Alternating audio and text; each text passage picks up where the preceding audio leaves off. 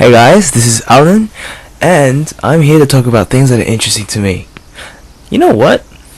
I think that if I was any more feminine in the way I look, I'd pretty much look like a lesbian.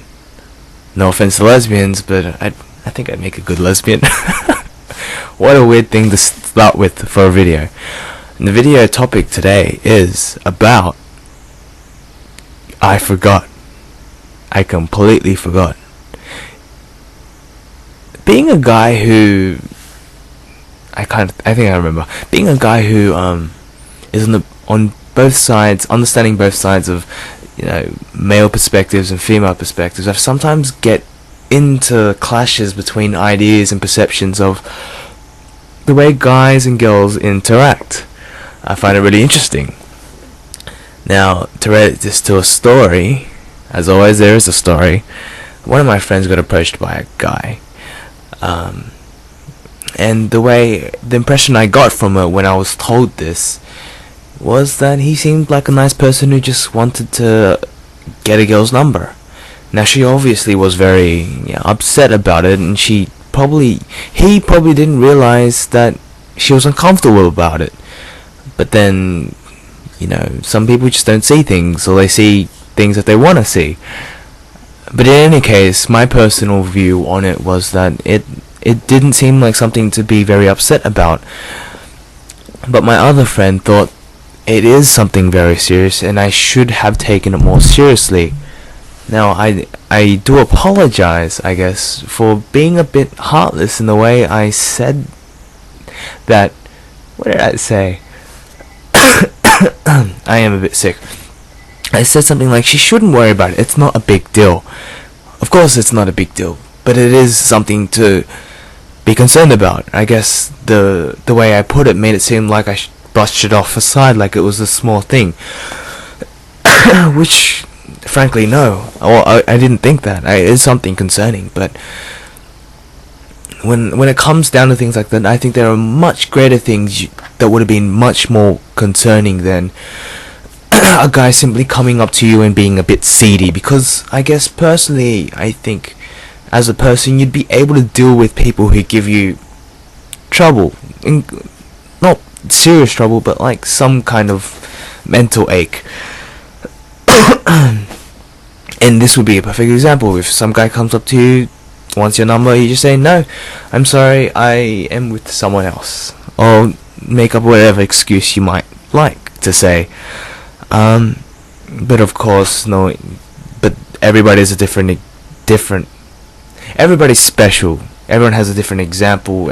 Everyone's scenarios are different, and I guess for this scenario, it would be more fair to say that is a cause for concern, because she is not the type to be confronted like that by many guys. And for me, who's just seen and have friends who do this kind of stuff, doesn't seem that much of a big deal. So I guess it's a bit insensitive of me to say that you shouldn't worry about it too much.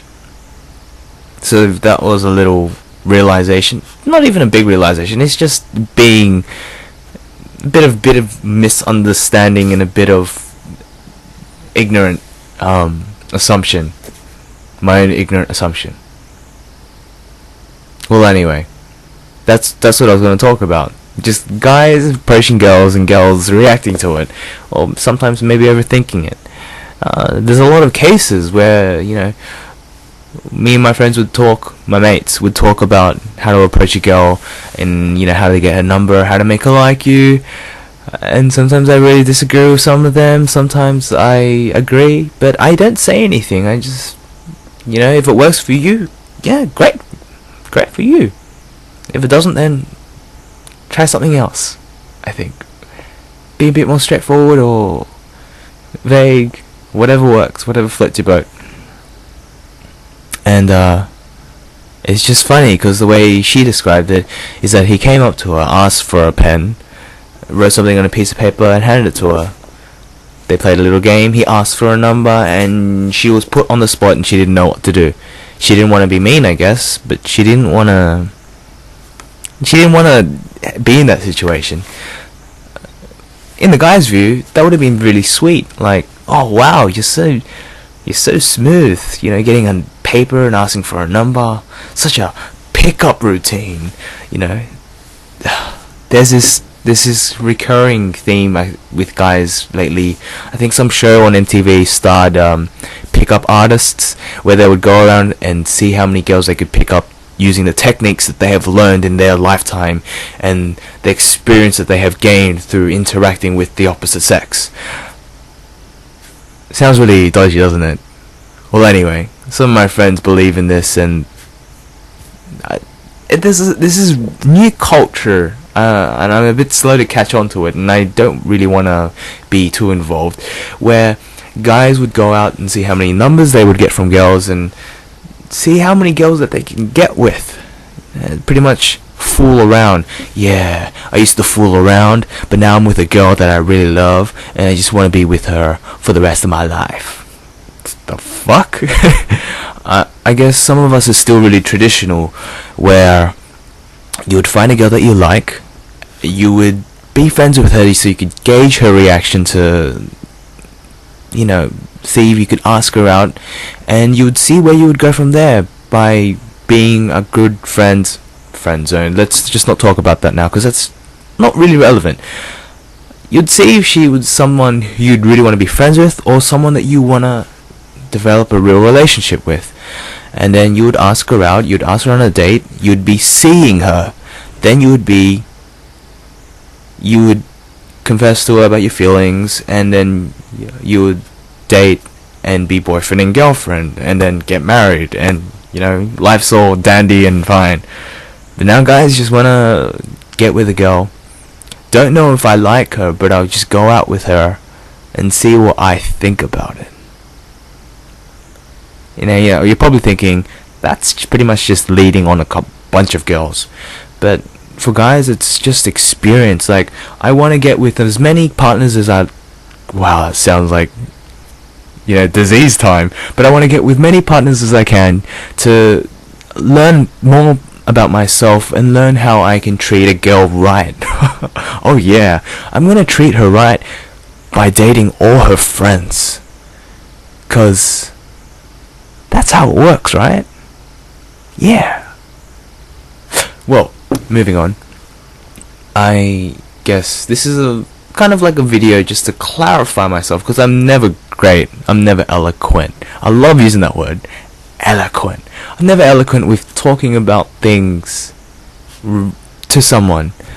And I guess when people have opinions and stuff, you really just don't want to grind people's gears. You try to say something that would please them, but it would also show what you think about it. I guess most of the time you just want to say, look, these are my opinions, I'm going to say them, and you can think or you can disagree, but just hear me out.